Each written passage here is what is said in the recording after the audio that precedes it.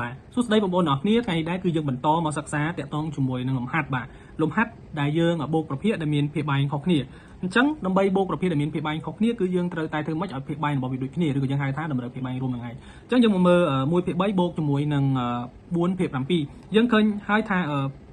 ភាពបែងវាខុសគ្នាអញ្ចឹងយើងធ្វើយ៉ាងណាក៏ដោយឲ្យភាពបែងវាដូចគ្នាបាទធ្វើយ៉ាងណាឲ្យភាពបែងវាដូចគ្នាអញ្ចឹងក្នុងករណីនេះខ្ញុំឃើញថាខ្ញុំសូមគិតពហុគុណរួមរបស់3សិនបាទ3វាមានពហុគុណរួមប្រមាណបាទអញ្ចឹង3វាមានពហុគុណរបស់វាគឺស្មើ3 6 9 12 18 19 21 24 បាទអញ្ចឹងដល់ពេលដែលយើងចេះលេខមេ3យើងអាចសូត្របានណា3 2 6 3 9 4 12 15 18 19 22 23 24 បន្តហ្នឹងទៅបាទ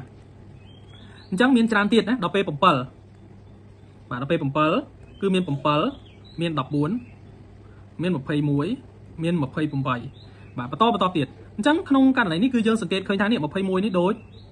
ដូចគ្នាបាទមាន21ដូចគ្នាណាបាទ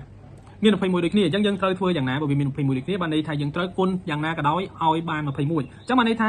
3ដើម្បីបាន21ត្រូវគុណនឹង7ហើយ7ដើម្បីបាន21ត្រូវគុណនឹង3អញ្ចឹងយើងដឹងណាភាពបែងរួមរបស់វាគឺ21បាទឥឡូវខ្ញុំសូមលុបត្រឡប់មកវិញដើម្បីយើងងាយស្រួលក្នុងការសរសេរហើយនឹងដោះស្រាយលំហាត់មួយនេះបាទ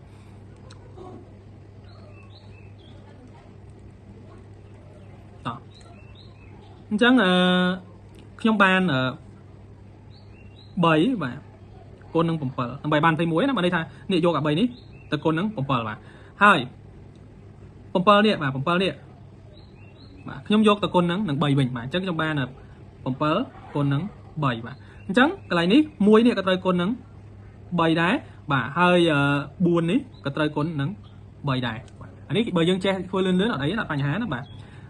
អញ្ចឹងខ្ញុំបានទៅជា3គុណនឹង1ស្មើ3 7គុណនឹង3ស្មើ21បាទ3គុណនឹង4ស្មើ12 7គុណនឹង3ស្មើ21បាទបន្តមកទៀតយើងទទួលបានប្រភេទថ្មី3បូកបញ្ចូលគ្នាទៅបូកជាមួយនឹង12បាទស្មើនឹង10